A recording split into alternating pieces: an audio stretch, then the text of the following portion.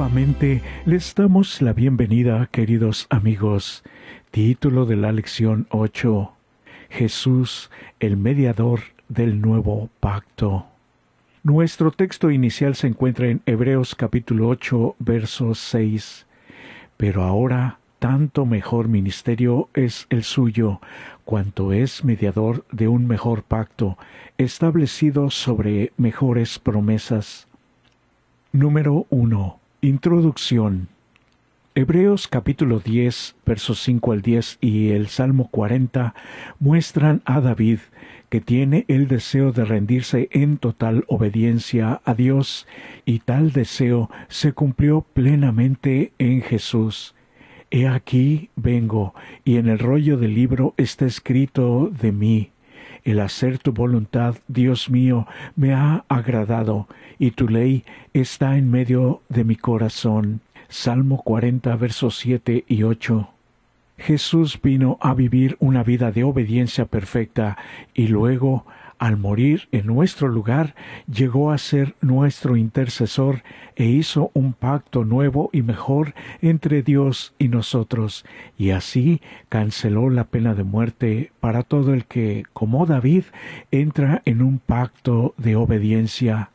Entonces Dios perdona, y ahora, mediante la ayuda de su divino poder, nosotros rendimos una obediencia a su ley, porque Dios escribe su ley en nuestro corazón.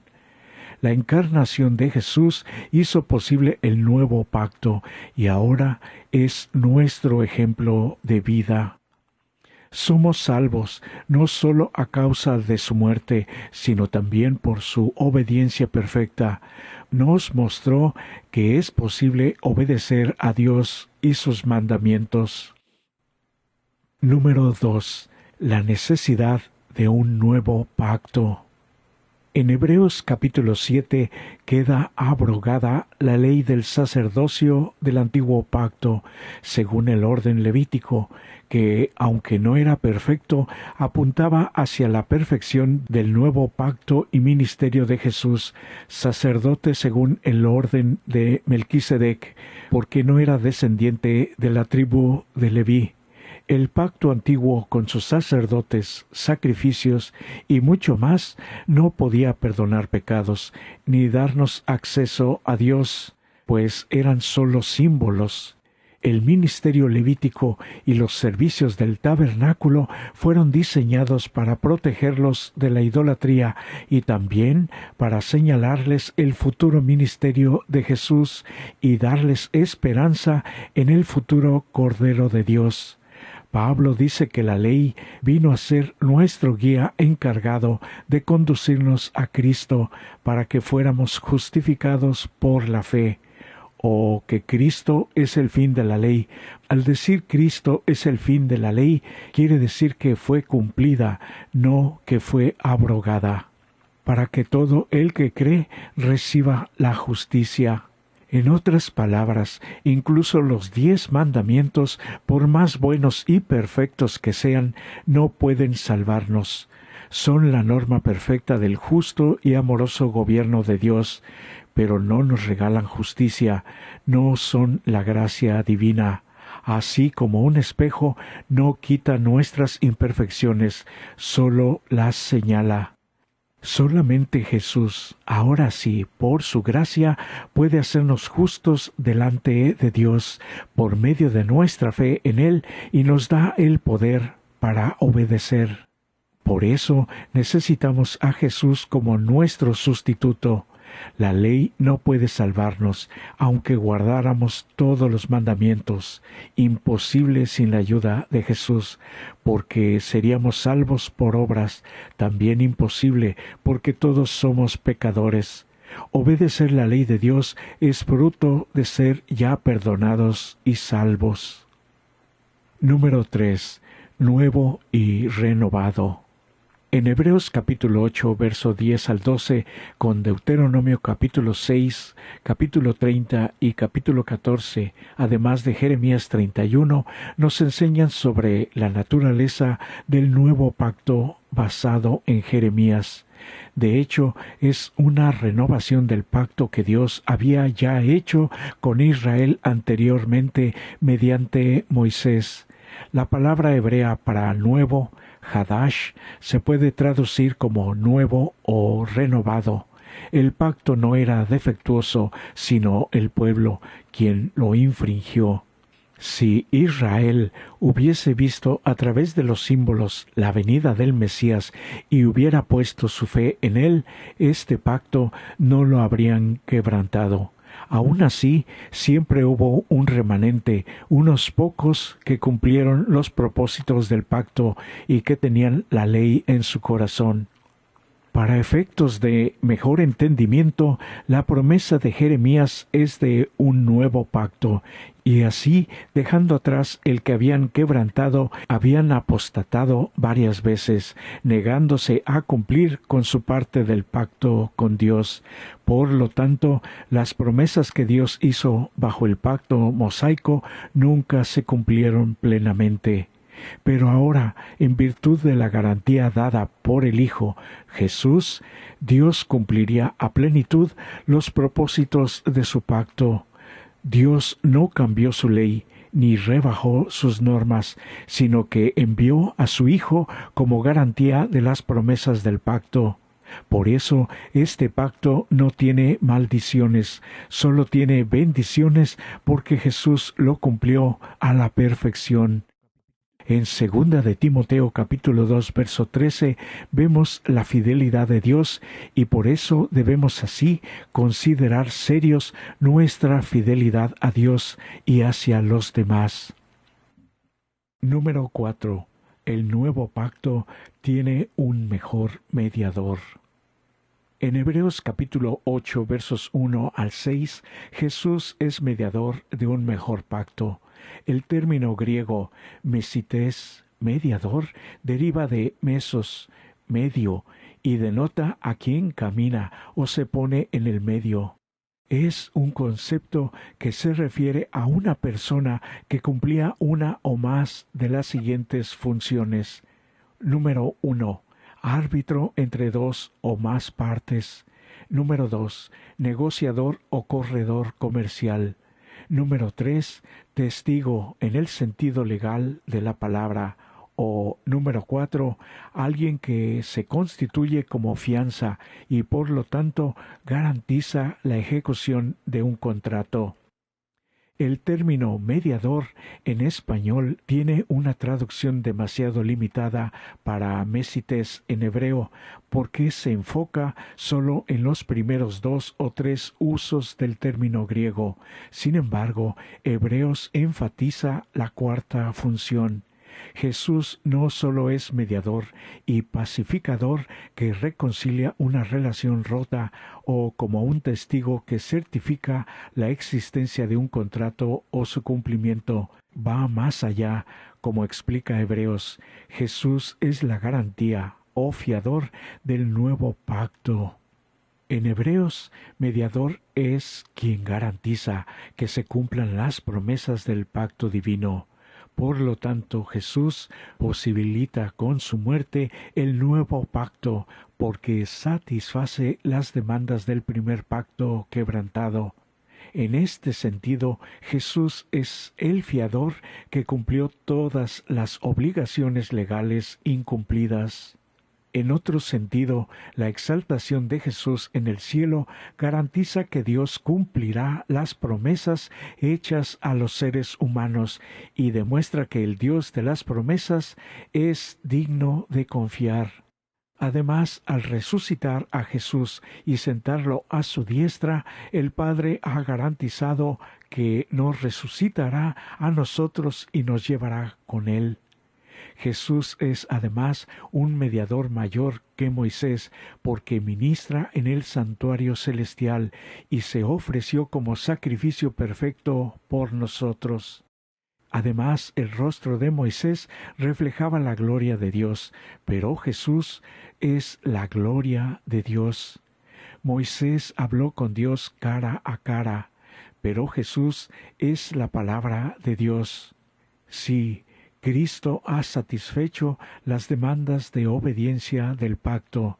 En este sentido, el papel de la obediencia en nuestra vida es tan importante, porque nuestro máximo ejemplo, Jesús, obedeció hasta su total sacrificio. Ahora nosotros obedecemos voluntariamente por amor al Padre y a su Hijo divino, Jesucristo. Número 5. El nuevo pacto tiene mejores promesas. Cuando Hebreos capítulo 8 verso 6 dice que el nuevo pacto tiene mejores promesas, no son mayores las recompensas que del anterior, sino que se refiere a una clase diferente de promesas. Veamos cada una de ellas.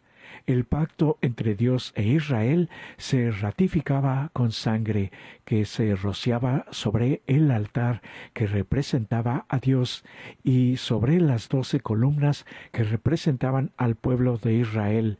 Este pueblo prometía ahora obedecer, y es lo mismo que se requiere de nosotros al hacer un pacto con Dios. La condición para alcanzar la vida eterna es hoy exactamente la misma que siempre ha sido: la perfecta obediencia a la ley de Dios, que no refleja la perfecta justicia divina. Menos de esto traería peligro a la felicidad de todo el universo. Se abriría la puerta al pecado con las miserables consecuencias y la muerte acechando por toda la eternidad.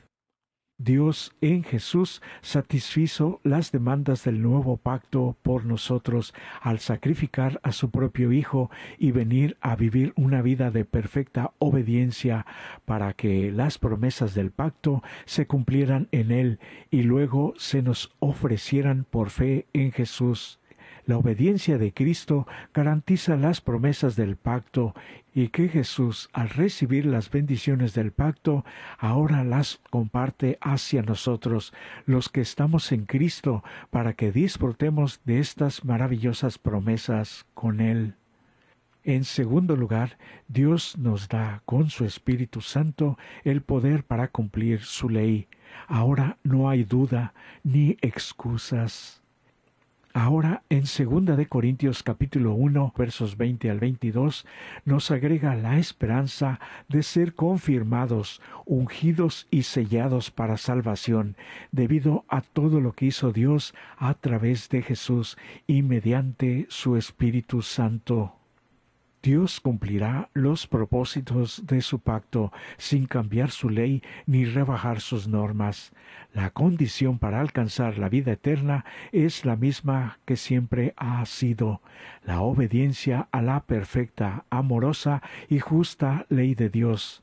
Menos de esto es arriesgar la existencia de todo el universo.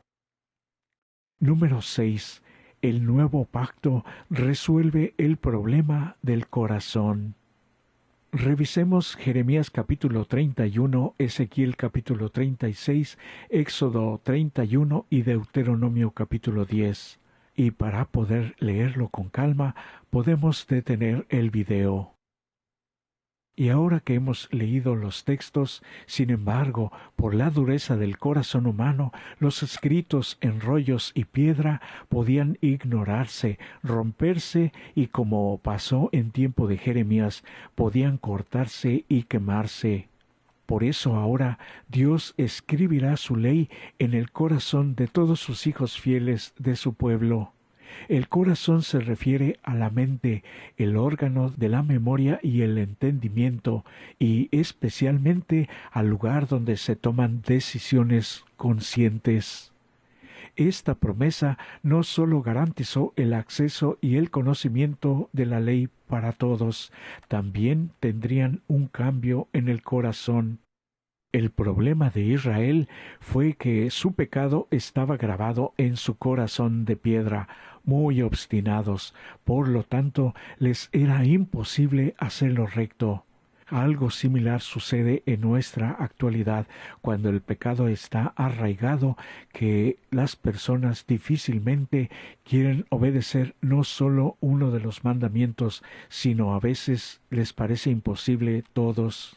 Jeremías por eso no anunció un cambio de ley, porque el problema tanto de Israel como de nosotros no era de la ley, sino de nuestro corazón. Por eso Dios quería que la fidelidad de Israel fuera una respuesta de gratitud a lo que Él había hecho por ellos. Por esto les dio los 10 mandamientos, donde expresaba su amor y su cuidado por ellos. Dios deseaba que Israel obedeciera sus leyes como un reconocimiento de que Él quería lo mejor para ellos. Con la liberación de la esclavitud y el error, debían expresar su gratitud manifestando una relación personal de amor con Él. Y todo esto se aplica también a nosotros hoy. El amor y el cuidado de Jesús al morir por nosotros es el prólogo, es la introducción del nuevo pacto. La verdadera obediencia proviene del corazón como una expresión de amor. Este amor es la marca distintiva de la presencia del Espíritu Santo en la vida del creyente. Dios derrama su amor en nosotros a través de su Santo Espíritu, que se expresa en amor.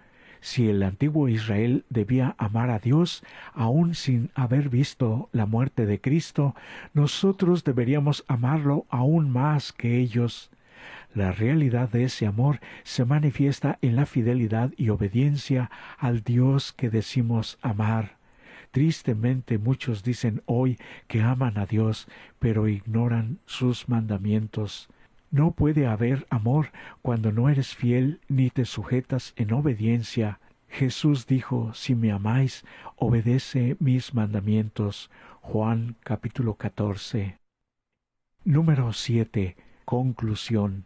Se recomiendan las lecturas que se están mostrando. Si nuestro corazón es transformado a la semejanza de Dios, si el amor divino es implantado en nuestra alma, se manifestará la ley de Dios en nuestra vida. Así, el hombre es renovado conforme a la imagen de nuestro Creador. Se cumple así la promesa del nuevo pacto. Pondré mis leyes en su corazón y también en su mente las escribiré. Hebreos 10:16. Y si la ley está escrita en el corazón, moldeará tu vida.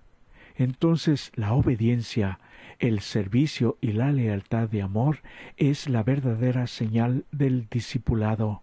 Por eso la Escritura dice, este es el amor a Dios, que guardemos sus mandamientos, porque el que dice, yo le conozco y no guarda sus mandamientos, el tal es mentiroso y la verdad no está en él. Primera de Juan capítulo 5. Ningún ser humano está exento de obedecer los 10 mandamientos, aunque tenga el más alto rango, porque esto nos capacita para medir nuestra obediencia. Cuanto más cerca estemos de Jesús, más imperfectos nos veremos a nuestros propios ojos, porque nuestra visión será más clara y nuestras imperfecciones se verán en abierto y claro contraste con la naturaleza perfecta de nuestro querido Salvador. La evidencia de que los engaños de Satanás han perdido su poder en nosotros es cuando la influencia del Espíritu de Dios nos ha estado despertando. No puede existir amor profundo por Jesús en el corazón que no se da cuenta de su propia pecaminosidad. El alma transformada por la gracia de Cristo admirará el carácter maravilloso divino de Jesús. Y para los que van a necesitar las preguntas finales se están mostrando. Puede detener el video para tener tiempo suficiente para leer. Por eso hoy, querido amigo y amiga, es tiempo de reconsiderar nuestra vida. ¿Cómo estamos delante de nuestro máximo ejemplo, nuestro querido Salvador Jesucristo? Cuando lo hagamos, por seguro Dios, a través de su Santo Espíritu, completará el proceso de transformación en nuestra vida. Este es para ti mi mejor deseo. Que Dios nos bendiga.